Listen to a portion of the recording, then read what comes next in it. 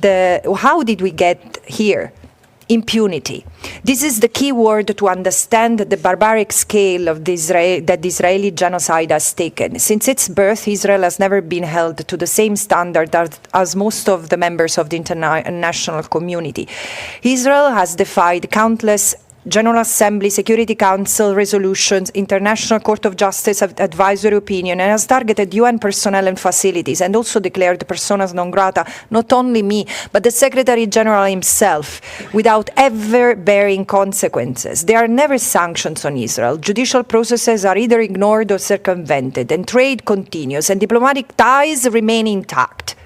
Member states seem to be paralyzed, awestruck, many of them still normalizing the occupation, the repression of the Palestinian people, depicting their resistance in the territory that Israel occupies as terrorism, or at best as a tantrum of an unruly population incapable of abiding in silence to what the international community has decided as its fate.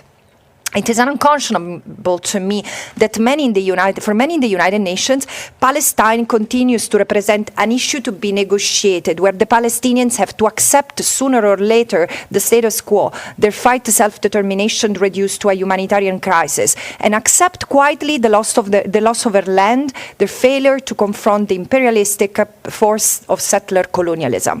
As a human rights expert and as a human being, I have to stand against this. And amidst all of this structural injustice, I want to conclude with three main messages to ensure justice accountability. First, the halting of any direct or indirect arms transfer to Israel. Second, the revision of Israel credentials to be part of the United Nations to show that impunity will no longer be tolerated in this situation if it wants to fulfill its mission to preserve the security and peace for all. And third and last, resolving once and for all the question of Palestine in line with international law means three things: end the genocide now, end the occupation by September next year, because this is the deadline that the General Assembly has given Israel to comply with the International Court of Justice advisory opinion, which has ordered this year that Israel dismantles the occupation, the settlement, and the control over natural resources, totally and unconditionally, no exception. This means realizing the right of starting to realize the right of self-determination of the Palestinian people.